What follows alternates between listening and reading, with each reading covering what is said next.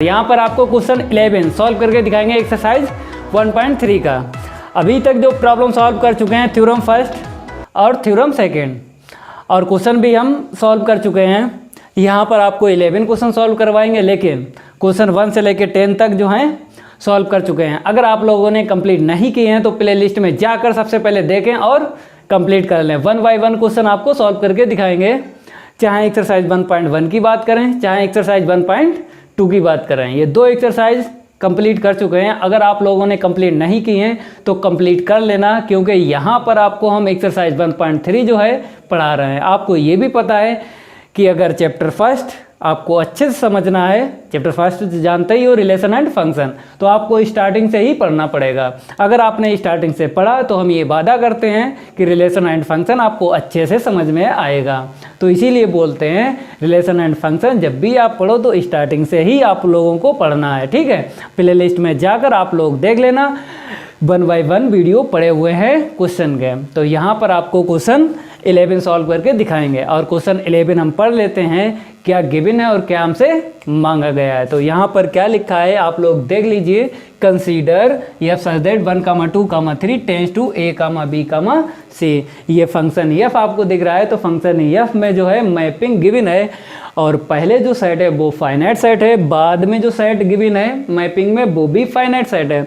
ये पहले सेट और बाद में जो सेट गिवन है मैपिंग में दोनों ही फाइनाइट सेट हैं। आगे क्या लिखा है, given Y F1 equal A, F2 equal B and F3 equal C. तो यहाँ पर आपको रिजल्ट गिवन बता दिए गए हैं कि F1 की आंसर शीट ए है, F2 की आंसर शीट बी है एंड F3 की आंसर शीट सी है।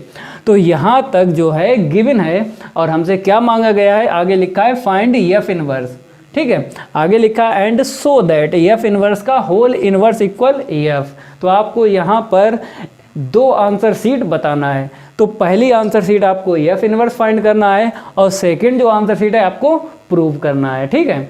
तो आपको पता है यहाँ पर सबसे पहले क्या लिखेंगे सॉल्व में, मैपिंग, क्योंकि आपको पता है कि एक्सरसाइज 1.2 में क्वेश्चन जब हमने सॉल्व करवाए थे तो यहाँ पर आपको हमने ये भी बताया था क्वेश्चन कोई सा सॉल्व करो सबसे पहले क्या लिखना पड़ता है, मैपिंग और फंक्शन की वैल्यू। तो यहाँ पर आपको मैपिंग गिवन है और फंक्शन की वैल्यू भी गिवन है, तो यही आपको लिख लेना सबसे पहले, क्योंकि एक्सरसाइज 1.2 अगर आपने कंप्लीट कर लिए तभी आपको एक्सरसाइज 1.3 समझ में आएगी, ठीक है। तो सबसे पहले आपको मैपिंग लिखना है, इसका सॉल्व देख लो आप लोग। The given mapping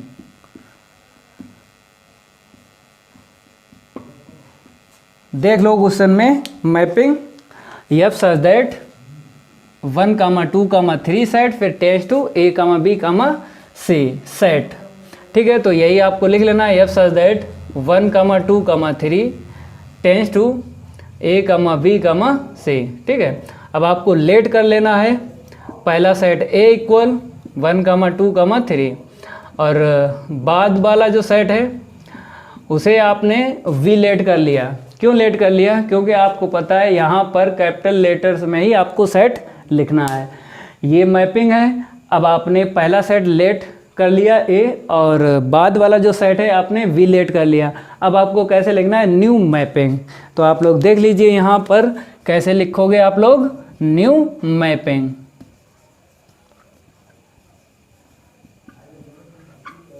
F such that A tends to B, ठीक है। अब आपको पता है मैपिंग के अपोजिट ही फंक्शन की वैल्यू लिखना है। तो मैपिंग में जो फंक्शन आपको दिख रहा है, आपको क्या गिवन दिख रहा है, फंक्शन F। तो आपको फंक्शन F की ही वैल्यू अपोजिट लिखना है, इस मैपिंग के अपोजिट। देख लो आप लोग कैसे लिखोगे, यहाँ पर रिजल्ट बता दिए गए हैं, ठीक है। तो यही आपको लिख लेना है, चाहो तो आप, ठीक है, यहीं पे लिख लो F1 equal A, F2 equal V, फिर एंड F3 इक्वल C। अब आपको 3 रिजल्ट मिक्स करके लिखना है, ठीक है, पेयर बनाकर। तो देखो कैसे लिखोगे, F इक्वल, ठीक है, Y इक्वल FX। ये जो फार्मूला होता है आपको पता है, इस फार्मूले का अगर हम पॉइंट देखें तो x, y मिलेगा। तो आपको पता है कि इसी फार्मूले के ही आपको रिलेटिव गिवन है और आपको क्या करना, पेयर बनाना है। देखो यहाँ पर f के पास में क्या है, x है और इक्वल क्या है, y। तो ये x की वैल्यू है, ये y की वैल्यू है, तो आपको पेयर से ही आपको लिख देना है।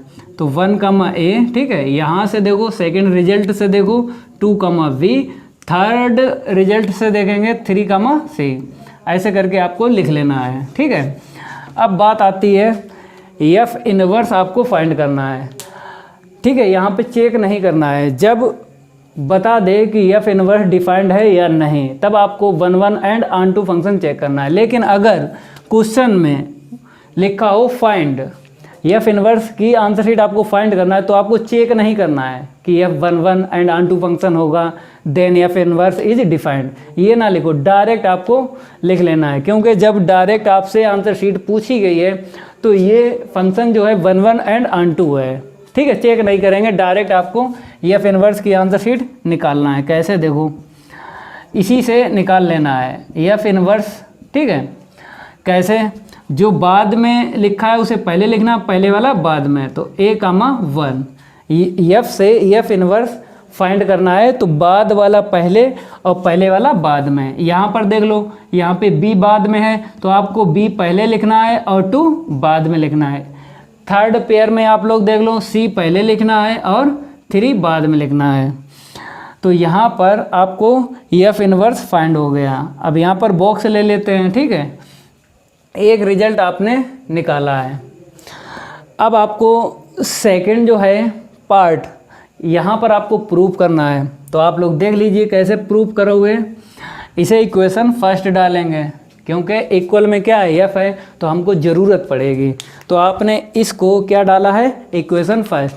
अब आपको क्या करना है, यहाँ पर देखो f इनवर्स है, ब्रैकेट में क्या है, f इनवर्स है। तो f इनवर्स तो आपको ये गिवन है तो यही आपको लिख लेना है।